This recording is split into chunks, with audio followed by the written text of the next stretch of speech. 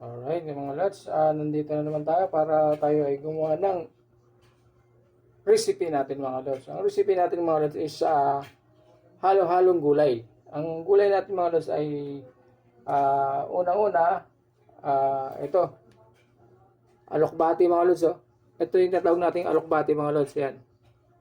Ito, alokbati. Tapos, yung sunod natin, ano mga lods, ito pa, inaan natin ito mga lods yung alokbate para tapusin mo natin ito mga lods ha. Himayin natin yung alokbate.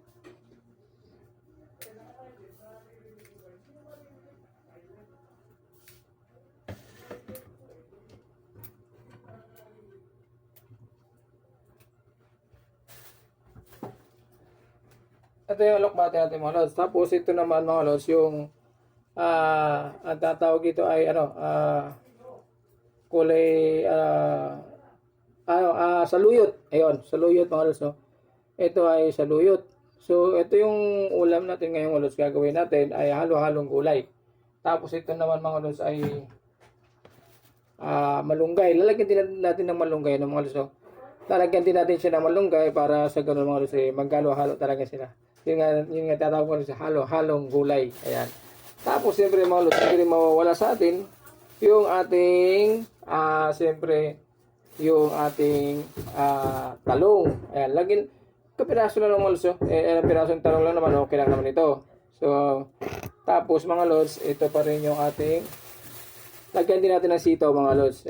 Yan, kulay din mga lods, yung ating sitaw, no? Haluan din natin ng sitaw yung ating gulay.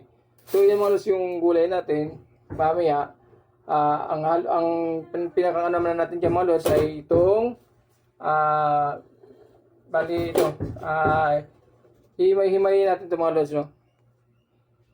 Ito yung prito natin mga lods, no? Pritong bangus ito, no? Pinirito ko na ito mga lods para mamaya ihalo na lang natin sa gulay ito at ito na yung natin mga lods, no? Himay-himayin lang natin siya. Mamaya mga lods, after nito ipapakita ko sa inyo kung ano ang magiging ito, yung finished product natin, no?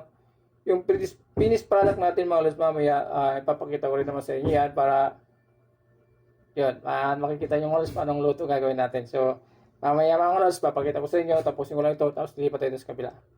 So may abangan natin mga lods, okay? Yes mga lods, ito na po yung recipe natin na ginawa natin kanina mga lods. Ito yung ulam natin na halo-halong gulay mga lods, iba't ibang gulay na pinagsama-sama natin mga lods at hinaluan natin ng pinirito.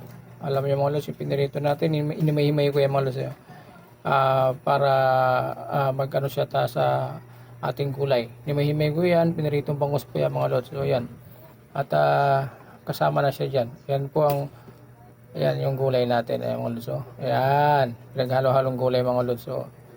Ayan, may ng konti mga lods. Medyo paano-ano lang muna natin yung ating gulay. Ayan, tingnan nyo mga lods. Ayan, ang ating pinaghalo-halong gulay. Ayan mga lods. Napakayami niya mga lods. Masustansya. Mayami na at masustansya pa mga lods, no? Sa gulay lamang. Talo-talo na. Thank you very much. Thank you for watching. Pa-share na lang po ng videos natin mga lods at pa-like na rin. Thank you. Bye-bye.